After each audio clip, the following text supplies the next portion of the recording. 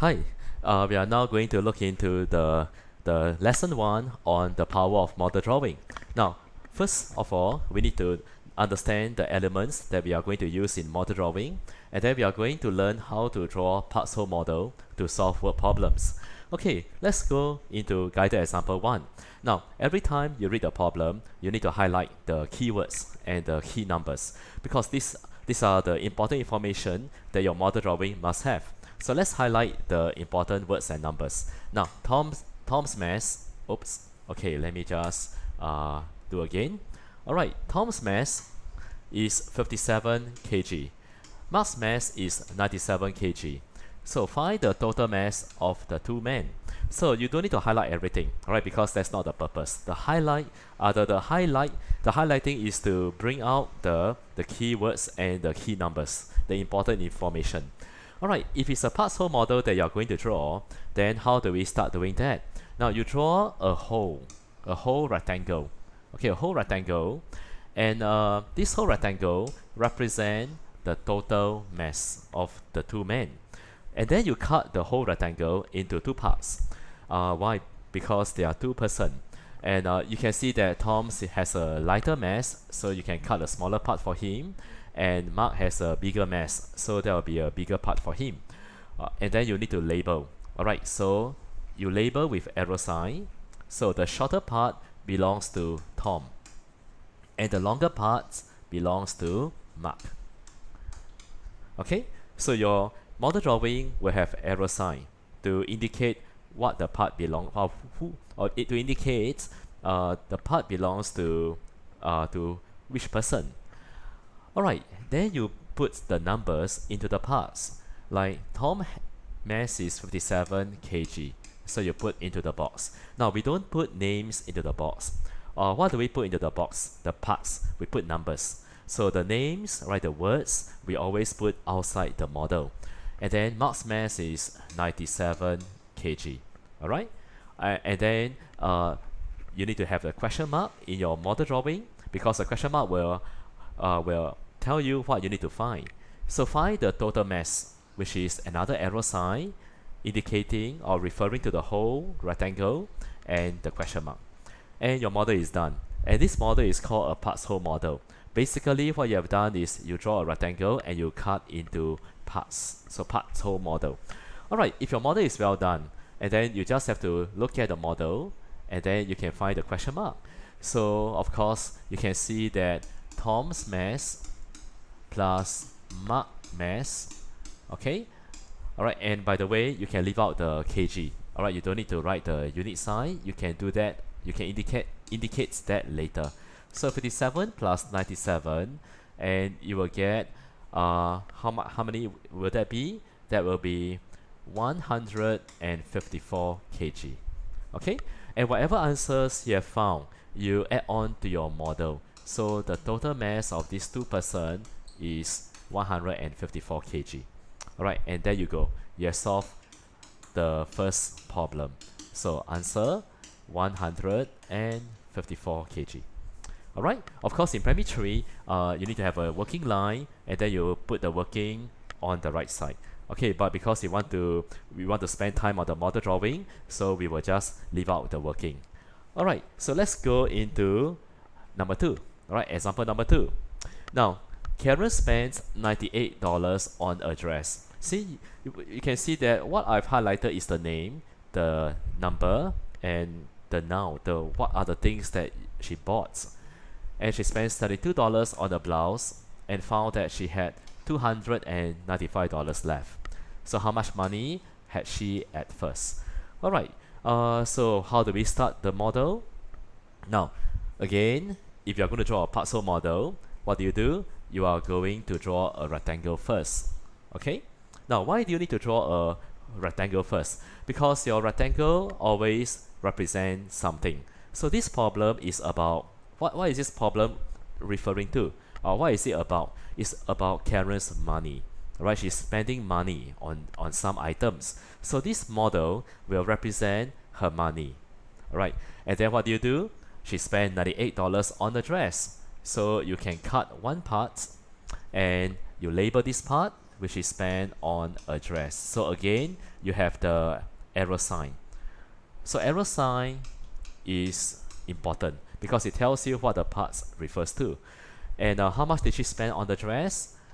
$98. So remember, you can only put numbers into the model, into the boxes. Right? We don't put words into the boxes.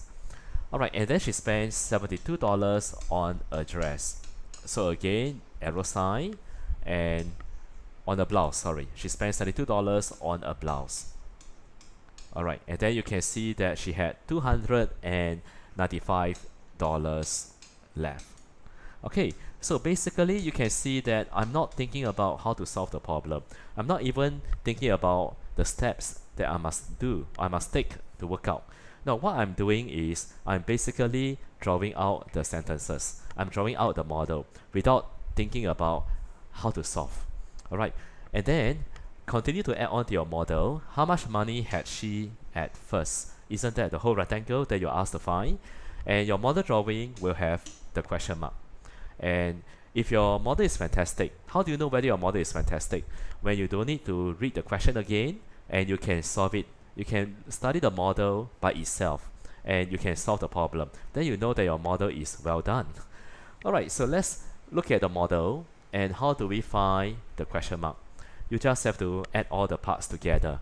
So 98, which is the dress, plus the blouse, plus the leftover. And that will give you the total money that Karen had at first.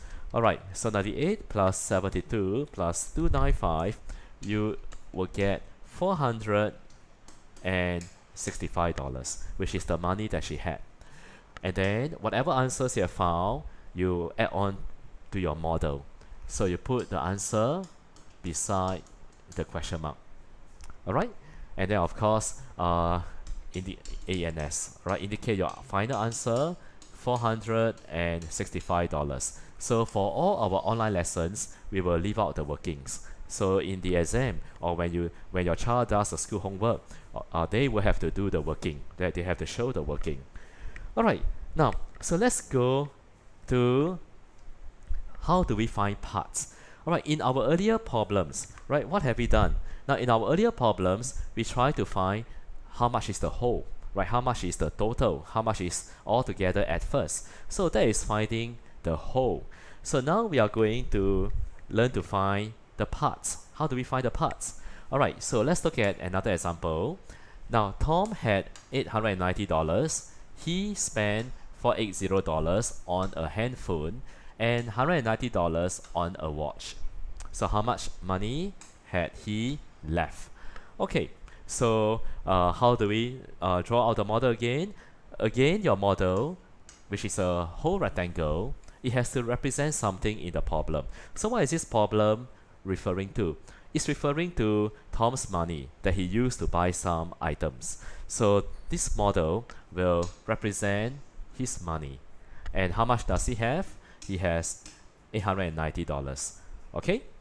Alright, and then what happened to this money that he had?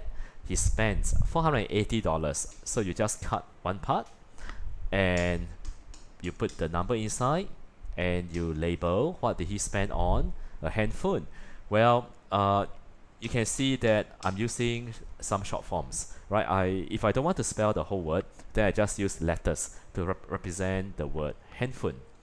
And then he spent $190 on a watch. So you cut another part and this is spent on a watch. Okay, so you can also use short forms if you don't want to write out the whole word. So how much money had he left, which is the remaining parts? So that is the leftover. And you can put the question mark inside the last box. Alright, so have you put all the keywords and the key numbers into your model? If you have done all this, then it is a good model because you don't need to read the question again. You just look at the model and you can find the question mark. So to find the question mark, you have to add the handphone and the watch. So you take 480 plus 190. Alright, so and you will get the total, which is $670. Okay, that is how much he spent altogether. And then what do? You take all the money that he had, which is $890, and you minus. So the whole rectangle minus parts, okay, minus part again, that will give you the other parts. Alright, so 890 minus 670, and what will you get? You will get $220. Alright, so what have we done here? How do you find parts? You take the whole rectangle minus part and minus part, and you get the other parts. Alright, so it's quite straightforward. And again, put the answer, ANS, $220. Alright, now, why do we not write down the word sentence? Okay, now, because this is max, so usually I will advise all my students not to waste too much time to write out the word sentence. Right, we just want to look at your answer. So you just put the ANS and then just put the number as your final answer. Okay, so now let's go to another example, right? And let's see again how are we going to find the parts. Now, Charlie, Jane, and Sam have a total of 2,500 stamps. Charlie has 978 stamps. Sam has 1, 2, 3, 4 stamps. How many stamps does Jane have? Okay, so there are 3 persons here. So again, you have a whole rectangle that represent the total number of stamps. So arrow sign again. Alright, make sure your arrow sign is accurate. Where do you start from? Right, you start the arrow sign from here, and where do you end? Exactly the end of the rectangle. Alright, and what is the total number? 2,500 stamps. Okay, now Charlie has 978 stamps, so you cut the first part and you can call him by the letter C. And Charlie has 978. So remember, you only put numbers into the model. So all the words, all the numbers, you put it outside. And then Sam has 1, 2, 3, 4 stamps. And label, you need to label because otherwise you will get confused, like who has 1, 2, 3, 4 stamps. So you need to label. And how many stamps does Jane have, which is the last part, and question mark. Alright, so again, if you have put all the numbers and all the labelings, then your model is fantastic because you don't need to look at the question. Alright, so how do you find the question mark? Now, it's better to do more adding than subtraction, right? I do not want to take 2,500 and then minus 978 and then get the answer and then minus 1, 2, 3, 4, because subtraction is a little bit harder than addition, right? You tend, right? Students will tend to make more mistakes when they subtract. So do more adding, right? Try to do more addition. So I will add Charlie, right? I will add Charlie's stamps and Sam's stamps together. So I take 1,234 plus 978. And what do I get? Alright, I will get 2,212 stamps, which is these 2 persons. And then I will take the total, which is the whole rectangle. The whole rectangle is 2,500 minus parts and parts, right? So minus 2,212. Alright, and what will the answer be?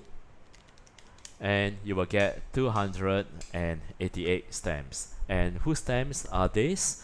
These are Jane's. Alright, Jane's stamps. So whatever answers you have found, you put it beside the question mark. And there you go. You have solved the problem easily. So what have you done so far? We have drawn out the problem using parts whole model. And when you draw out the model, you can see for yourself quite easily how to get the question mark, how to work out the answer. Alright, so we are done with the essentials of model drawing. So what are the essentials of model drawing that we need to have? We need to have labelings, right? Label your different parts. We need to have arrow sign, and we need to put the numbers into the boxes. Alright, so these are the essentials of model drawing, and of course we need to have the question mark. Alright, and then we also learn how to draw the parts whole model. Now in the next lesson, we will learn to draw the comparison model, which is also quite simple. Alright, so stay tuned to the second lesson, which will be next Wednesday. All right, next Wednesday, and we will continue with our online lessons. All right, at primary 3 level. All right, so have a pleasant week, and I will see you in the next lesson.